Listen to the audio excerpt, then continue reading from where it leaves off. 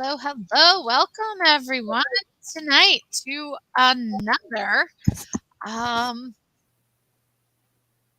love only interview. Right after Valentine's Day. Wow, I had one on the 13th, one today. One today right in between. Um I think everyone pretty much knows you, Angie. I think Oh, I don't know. it's safe to say. Yeah, you're kind of a big deal when it comes to sanitation, but I have to say that your classes with the safety and self awareness is not at the grooming table, but the exterior is phenomenal. So It's a passion. it is a passion. Yeah, yeah. So, okay, I don't know if you got to watch every of the other interviews, but this is just to talk about you and how you got into this and to introduce you to future students, anyone who is looking to take your courses, and just because it's your time to shine. So, and that's what we want to do. And your backdrop screams it right now. It does. It does. Passion. So, Um, well, why don't you just want to tell us a little bit about yourself and how you got into. You're very passionate about this industry, so I please am. give us the lowdown. Okay, well, they're almost 34 years ago, be 34 years in June.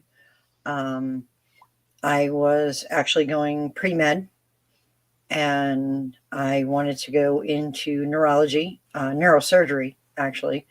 Um, and I got hit by a garbage truck and I had my arm ripped off. Really? Yep. And it was shattered from the elbow all the way up to my shoulder. And I lost a lot of the sensation in my fingers. And nobody really wants a neurosurgeon poking around their brain that can't really feel their fingers. Mm, Go figure. um, it's a sensitive area. a little bit, a And little your bit. fingertips are very sensitive. Yeah. So I needed another plan. And so I didn't really know what I wanted to do. Um, and so I went to a grooming salon and they had um, lost their bather and they were looking for a bather. And the person they hired instead of me had experience, of course. Um, and so I kept going. They said, well, you can always check in. We always have positions open from time to time. So just keep checking in. So I did, like every 3, 4 days. And the third time I went, it was like 2 weeks after they told me I did not get the job. Um, they said the bather that they had hired instead of me had called in. And they said, well, what are you doing right now? And I was like, nothing. And they said, can you work today? And I was like, yes. So I did. Um, and they let her go and they hired me. All right. And so, and one of the other women that worked there was like, see, I told you should have hired her all along. She's here more than the Yeah. other one is, and she's not even getting paid. Yeah. And so that's where it all started. And this was way back when it was like Afghans, cockers, standard poodles, schnauzers. That was pretty much all we saw. I mean, Yeah. Yeah. That was back late 80s. yep. Yep. Yeah. And that was it. That was like every dog was a full coated cocker, Yep. an Afghan in full coat, a standard poodle in some like crazy complicated clip. And these were pets. They were just Where was this? Central Mass. Central Mass. Okay. and the same town where in Holden where my salon is now, but not the same location. And then they closed a few years later, unfortunately. And but I had one of the greatest mentors for my grooming career at that salon, and her name was Karen Simonson. She was phenomenal. I have looked for her for years. I have no idea where she went. Mm. Um, but she taught me some of the best tricks. And to this day, when I groom a Shih Tzu, I can hear her in my head saying, "Don't forget, right under the eyes, behind the beard, you want to get that nice. Make sure that doesn't stick out, and Okay. that one little line behind the beard." Yeah, yeah. I can still hear her all these years later. Um, and she taught me how to do goldens, and it really got me started in my grooming. Mm. And she was great. And that was when I started cat grooming as well, because I was the only one in the salon out of the 8 of us that Wow. owned a cat. And so a woman made an appointment for her cat, and we had groomed cats before then. And so my boss Lynn said, "Okay, you're gonna groom this cat." And I said, I don't I don't know how to groom cats." And she said, "Oh, you'll be fine. It's just like grooming a Shih Tzu." So they put me in a coat closet. Wow. Just like grooming it. Yeah, cats. Yeah, yeah, Exactly. just like it, Just just like it. just like it. So they gave me this Persian cat. It was like a Persian Himalayan mix. They put me in the coat closet, so I was in there with the vacuum Mm. and the mop and everybody's coat and the closet light and a folding table, and it was me and the cat, and the clipper and the The cat's extension cord probably went under like, the one door. of us is not coming out of this closet. And weirdly, it went really well. Oh, And good. then it was the back room there had like a little mud sink. So I just washed the kitty in the mud sink. And that's how I started grooming cats. Um, and so, yeah, it was fun. We're getting So, some. um, So that's neat. yeah. And then I ended up going into law enforcement because I finished my degree, and that's what my degree is in. And I did that for 11 years. And then I decided, hmm, I should go back to grooming. So what made you go into where that switch? What made you go from the bathing and group right into what was that time frame? I went from that shop to another shop, and um, family pressure. Mm. You have a degree, use your degree. Oh, so you had already gone through. I finished my degree. I matriculated into criminal justice. Okay, okay, gotcha. All right, so that was before starting No, grooming. that was during. During, gotcha. Okay, that's I'm trying to find that footprint. Okay. Yeah.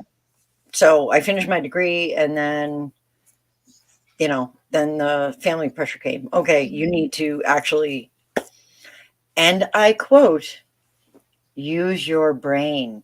Mm. Well, Yeah. yeah, I mean that you still hear that a little bit in the industry too. So I did that for 11 years, and I was grooming part time after work Okay, so you still for work. kept in Yeah. the loop. Yeah. And and I was doing the giants at the salon I was at because the woman, as what happens with most groomers, her back went, Mm. and she couldn't do the giant dogs, but the demand was still there. Yeah. So I would come in, I would do groom the giant, and then I'd go to work. Or I'd go to work and then afterwards I'd groom the giant, dependent on my if I was what my schedule was. And So I made more money grooming. Hmm. Which is interesting.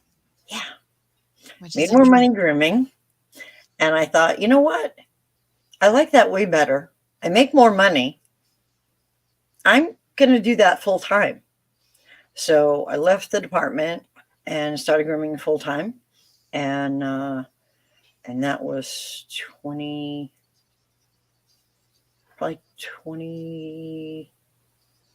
20 years ago now. I was gonna a little early 2000s. Yeah. It was right after 9/11, actually, that I left. It was the Mm, February after. So okay. 2002. And yeah, and haven't looked back. It was the best decision I ever made was to go back to grooming full time.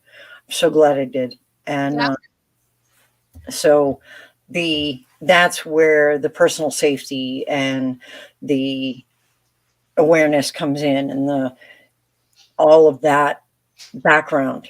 Um, because I've seen too many women that didn't have that kind of self awareness. It's like Yeah. men are taught that from the time they're little boys, and Is it taught or does it just sometimes come natural to them I to think it's do both. that? Yeah. I think it's both. And, they emulate their dad, and it's an instinctual thing where women don't really seem to have that at all. And they're not taught that. Mhm. Um, they're taught that there's a lot of dangers out there because Right, there's right. tons, Yeah. but they're not taught how to prepare themselves to deal with it before it even happens. So that's why I made the course, Mhm. because there's so much women need to know about self-awareness and keeping yourself out of an issue before it ever occurs. Yeah. Well, and we're in an industry too that's 93% female, Yeah. and at locations that are dark, depending Sometimes on off the the beaten path. the location, you might be working from home, in a studio, in your backyard, house call, mobile now. There's so much more that groomers are are dealing with as females. And Yeah. I've heard some horror stories of what mobile groomers have walked into Yeah. at homes It's to shocking to me, some of the yeah. horror stories I have heard. And because a lot of our industry tends to be people pleasers, Mhm. they're more concerned about upsetting the customer than they are about their own safety. Mhm. And that scares me because your personal safety should be absolutely paramount. It should Yeah. be the number one. And that comes when you're dealing with dogs, when you're dealing with customers, that is because if you're not safe, if you don't have that personal safety, then I mean, it could be a career ending injury if you're talking about a dog. It Mhm. could be a lifetime of trauma if you're talking about dealing with another human being. Yeah. Yeah. So that's how that course was designed. And salon sanitation came about. I opened my own salon. We just turned 4. And Almost a big milestone coming up. yep. And You get over that first 5 years. oh, Most businesses close within year 1 or before year 5. it took off like a rocket.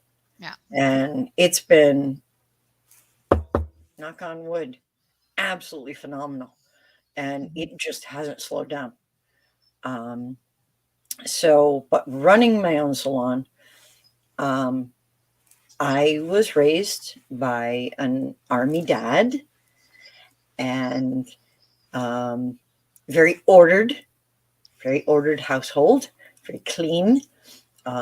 Anybody that has family members in the military, I'm sure you've heard the "you'll get dysentery" speech when washing dishes, you know. And so running my own salon, well, I co-own the salon with my two business partners, but um, salon sanitation is a huge thing for me, because grooming salons can be very, I mean, we're cleaning dirty things. Yeah. So that dirt and all that goes somewhere, Mhm. and it's into the salon. So Yeah. if you don't have proper salon sanitation practices, if you don't do the right things, your salon is going to be disgusting. Mhm. And so that salon sanitation is a huge thing for me. Um, and, I just, there's so much that has come about. And even things like the first salon I worked at the end of the day, we threw out our diluted shampoo every day. And the business owner, Lynn, she knew that back then because she was taught that in grooming school. So I've always wondered, how did we lose that information? Depends on the grooming school you went to, because that's not taught at all schools. Yeah. And So, the grooming school that she went to closed a really long time ago. She went to the grooming school, I think, in like 1984. mm, And so that was a long time ago. And they knew that then. mhm. But there are a lot of salons that still don't know that now.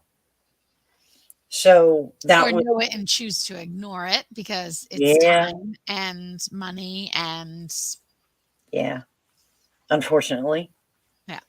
And so that was how the salon sanitation program came to be, because there's so much we need to know to keep not only ourselves, our employees, but the pets safe. And if we're taking pets in to groom them, they deserve to have a safe environment Mhm. free of zoonosis. And there's so many out there, and to spread them is so unbelievably easy. Like, I had begun to research just how easy is it to really spread kennel cough. It's shockingly simple. It's shockingly simple.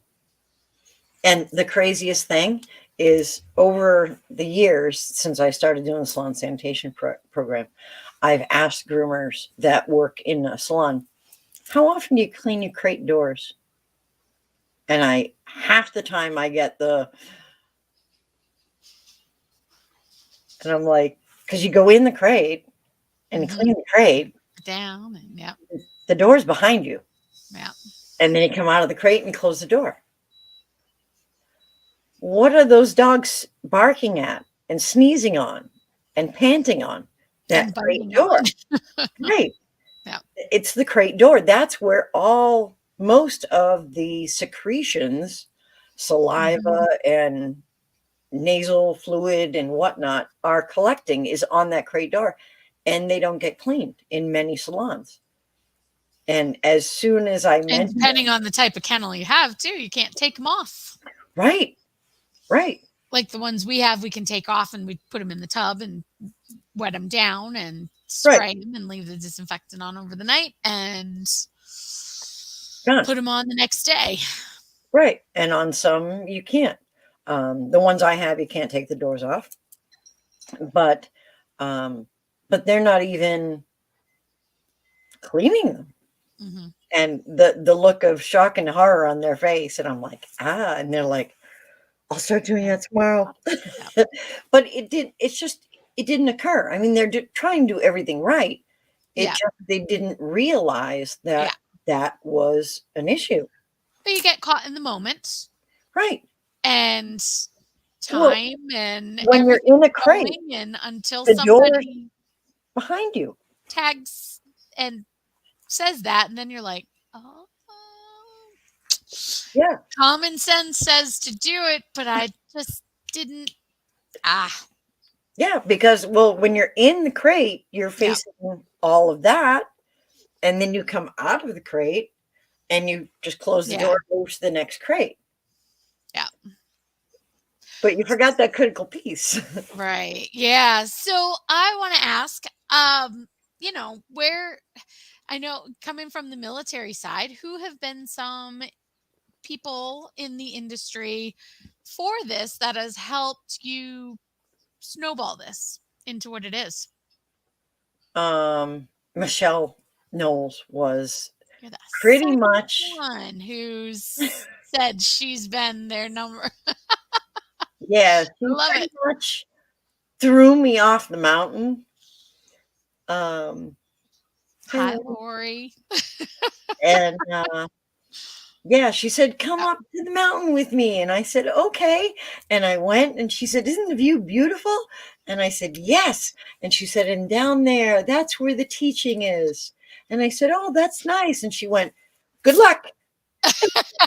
And threw me off. Um, so yeah, it was because of her that the salon sanitation program began. Right? Because we had many in-depth conversations Mhm. about salon sanitation and Yep. that kind of thing. And she was like, "You need to teach a course on this." Yeah. And I was like, "Yeah, I mean, I guess, I suppose, I don't know." Mhm. Eh, eh. And she was like, "No, you need to." And Mhm. I was like, "Yeah, I guess." And then you contacted me and said, "So I hear you have a salon sanitation class." And I was like, "Wait, wait, wait, what?" Um, I know. You can thank Michelle for that. yeah. And I was like, "Well, I can thank Michelle for that. I mean, I don't actually have a class, but I could make one, I Mhm. guess." And then, what I it started, and then it just snowballed into, "Can it be 4 hours long?" And you were, I think now it's what, 5? yeah. Yeah, that's alright. You gotta teach the right stuff. How rewarding is this to teach this now, though?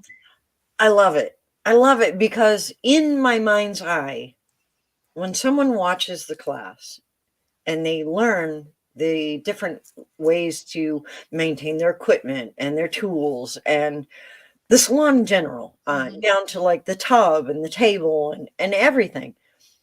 In my mind's eye, I can see the pictures on Facebook going from the dog standing on a table that has like schmear on it to a nice clean tabletop and the walls are all clean Yeah. You and don't look at the backdrop and the I don't like seeing with the grooming loops and they're tied up with the right. grooming loops on that the pictures of the finished dogs. It's like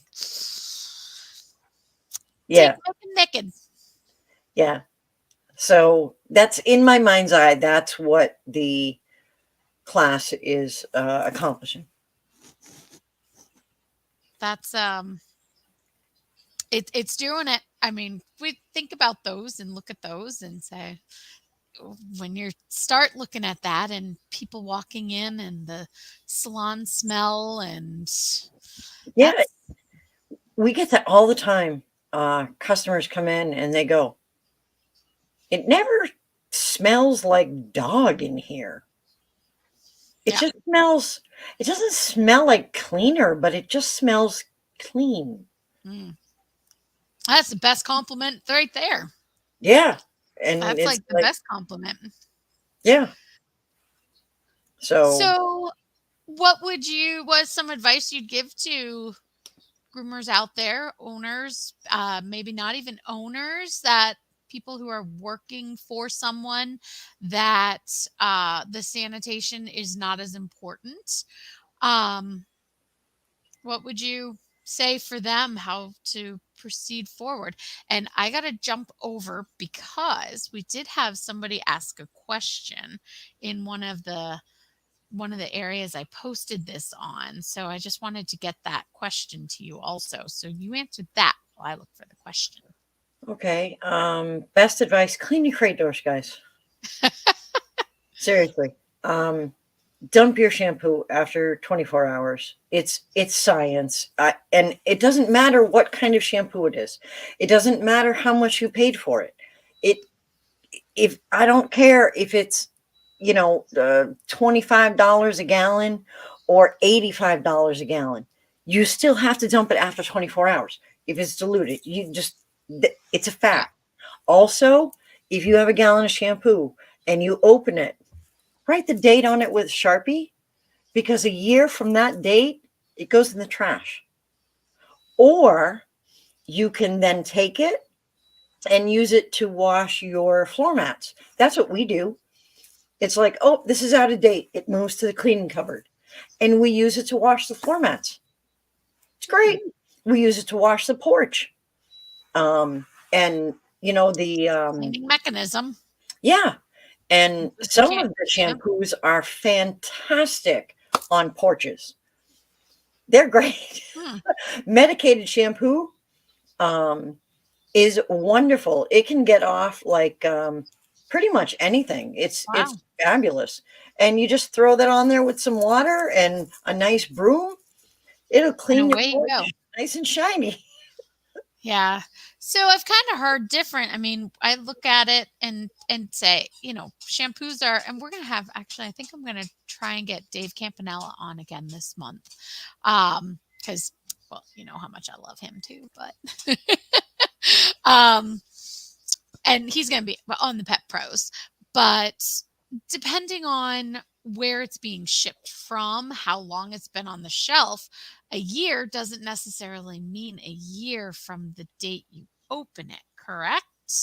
It could be It from generally, okay, so here's the thing is it should be properly sealed when it arrives. yeah, If it is not properly sealed when it arrives, you need to notify whoever you ordered it from immediately, immediately. Yep.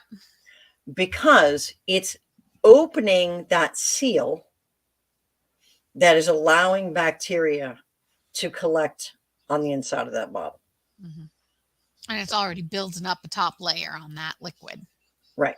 So it should be a year from when you open, because when you initially get that shampoo, it should be properly sealed and it should be solidly sealed. Hmm. If it's not, and you are getting them from a company, not necessarily the manufacturer, and they're not properly sealed, they should be contacted immediately, and you should be either sending those back or getting a partial refund, Hmm. because that shampoo is it might be good for 3 months. Who knows? Yeah. Who knows when it was opened? Yeah. So You gotta pay attention to all those little things, and yeah, usually it's just I put it on the shelf and go. So yeah, look at everything all the should be little dated. details. Um, so we have a couple more minutes. What do you think is next for you? Teaching, lots more teaching. I really enjoy it. Um, it's it's just fun. It's fun to see the the light of connection. Like when you're teaching someone something and you see them go, and it's like, you got it. The I aha see, moment. yes, I see it. I see that you actually get what I'm trying to convey. Yeah. And you can see them, it has taken root. Yeah. I love that. I love that moment. It just thrills me to no end. And it could be something as simple as when you're telling someone that when they're walking along and they're looking at their phone, they're not seeing what's going on around them. Mhm. They're not seeing any threats around them. And if they just put the phone down, they could see what was going on. And, I have videos for my personal safety class Mhm. of actual events that have occurred to other women. And when I show the videos and I describe what is happening and has happened to others, and I say, and that's why we don't walk around with our phones. And the look on their face of wow. And it's like, Yeah. now you understand why I'm saying it. I'm not just saying it to hear myself say it. There's a purpose behind it. Mhm. We're not like deer, where our heads aren't swiveling constantly, our ears are not. Yeah. I'm We not a, are single, narrow-mindedly focused and hyper focused on those phones so much these days that we are prey. yeah. And, rabbits have 360-degree vision, which Mm, is awesome. But I can't see what's going on behind me. right. And if I'm looking at my phone in front of me, that's all I see is this. Mhm. It's you're putting blinders on, Yep. and it's not worth it. No. Whatever's on that phone can wait. Truly, it's not that important, Yeah. but your safety is. Yeah. Yes. Well, do you have any other parting words you want to say for anyone? Um, was there another question, or you said there was another Oh, question? I'm sorry. Yeah, I didn't ask that. Somebody in the chat had asked, thank you, that how do you get the undercoat fluff off of ceiling and light fixtures? Swiffer duster, Swiffer duster. Yeah, that's what we do. the Swiffer 360. Yep. It The goes all the way around, and it has a swivel head, and it has an extension pole. And I'm short. I'm 5'4". you're taller than me. Okay, so I need the extension pole, and because our ceilings are pretty high, but that Swiffer duster, it just and we have the drop ceiling, Yep. and but in another salon I worked at, it was actually a textured ceiling, and Difficult. yeah, Yep. because of the texture, it Yep. sticks. And so that was actually worse than the drop ceiling. But that Swiffer Duster 360, it just grabs it, and you will go through one duster a day, depending upon the size of your salon. Hmm. Um, we have 1,350 square feet, and we go through a Swiffer a day. Um, but it doesn't take that long. You just run down the hall. We Yep. Yep. and the Swiffer 360, it works fabulously. Um, and it also can get up. I don't know. I know I usually recommend to others the 4-foot LED lights, Yeah. because we switched all of our fluorescent lights to LEDs, but we needed even more light. So I got I guess they're like shop lights. So we have 4 of those in our grooming room because we have so many black dogs, especially the large Newfies. When Hmm. you get under them, if you don't have a lot of light, you're grooming in a cave. Yeah. So you need all that extra light. Well, those get hairy. But at the end of the day, you just take that Swiffer and just go, and it fits in all around all the little pieces and everything. And then you do that before you vacuum, Hmm. because it's all coming down. Yeah. And then you can clean it up really easy, and run over your floors, and nice and clean, smells good, and it's a lung safe environment if you are mindful about what the cleanliness of your air and your surroundings. You Yeah. don't want to be working somewhere where there's mold and Hmm. hair falling everywhere and Yeah. all kinds of other stuff. Yeah. For anyone watching, if you've never run your fingers down your walls. Yeah, those should be done consistently. Same thing, Swiffer 360. Yep. And we, when we moved into the salon, we covered the salon in FERP. Um, it's fiberglass paneling, Hmm. fiberglass resistance paneling, I think. It's FRP. Mhm. Anyway, that's what we have for the That's what they use in football. bathrooms too. Yeah, because it's a really humid environment. Yep. But if you seal it properly, Yeah. you'll never have mold. Yeah. You can also get paint that's like that too. Yeah, And there's a lot of new companies right now that does some really incredible things with paint and being able to seal the right mold resistant layer onto your coat of paint. yeah, So there's a lot of things you can do now to help with that. But yeah, it yeah. is keeping clean. So, well, I appreciate you taking time to come on and talk. And Thank you for having me. this has been fun. It's nice getting to know everybody a little and having some personal one-on-one time with you. So, but anybody interested in Angie's 2 classes, hopefully more coming. Anything more coming? Anything what? Um, Anything new, special? Probably in the summer. Summer? All right. I've got quite a bit going on Yeah. in the immediate future, and in the spring. Um, So, and in other words, we'll get back to that. Let's get these other classes. And for Angie's classes, you can go right on the website, click on enroll, and done deal.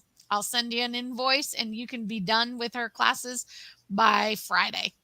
they're And good. yeah, They're it's actually they're very real good. good. Yep. You will learn a lot. Everyone that has taken them has told me I learned so much. Yeah. There's so much to it. Um, And your salon sanitation class is the only state licensed salon sanitation class in the country. So that's state approved, stamped, and true. True that's and pretty awesome. correct. That's pretty awesome. So you will get a very nice certificate for your wall saying salon sanitation. Yep. Yes. But Approved by the state of New Hampshire. approved by the state of New Hampshire. Yes, ma'am. All right. Well, I know you guys got to get back to work. Well, in the morning, but again, thank you for this time and I appreciate it. And Thank hopefully, we'll you. see you on Monday on the Pet Pro Educators. All right. Well, thanks for joining us, everyone. Have a great night. We'll see you on Thursday. Thursday. Who am I? Thursday. Hold on. Let me check. Who am I interviewing on Thursday? Chrissy, our behavior specialist. Yes, Chrissy is on Thursday night at 6:30, so I'll see you here. Have a good night. Night.